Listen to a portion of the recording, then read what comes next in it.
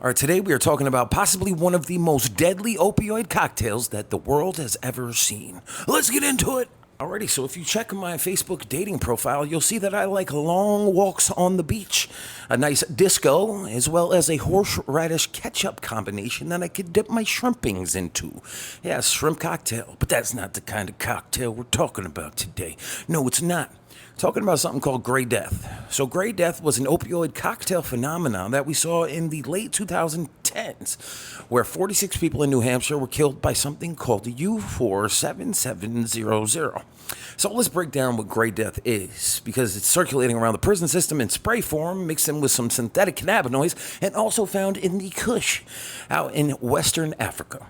So, Gray Death is a combination of carfentanil. That's right, carfentanil, which is 1,000 times stronger than morphine. You have regular fentanyl, which is 10 times stronger than heroin. And then you have U47700, also known as Pinky. So, Pinky, it's called that because it sometimes comes in a light pink powder substance. It's been around for quite some time.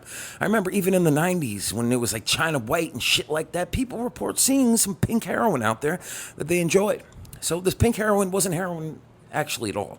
It was just the U47700. But here's the thing with the Pinky.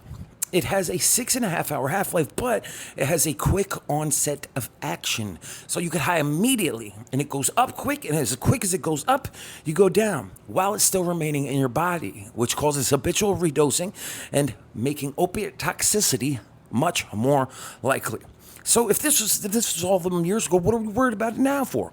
Because the United Nations just dropped a list of 755 new psychoactive substances that hit the market, and one of them is something called 1-naphthol U47700, aka U10. So U10, unlike its parent, the U47, is only half as strong as Pinky. It's only about 4 times stronger than morphine.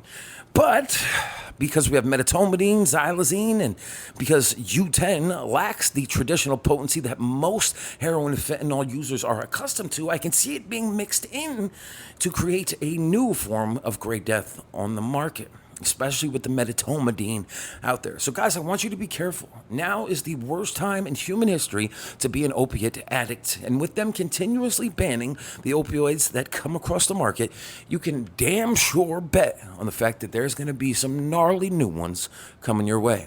So guys, be safe, give me a follow, and remember, stay sick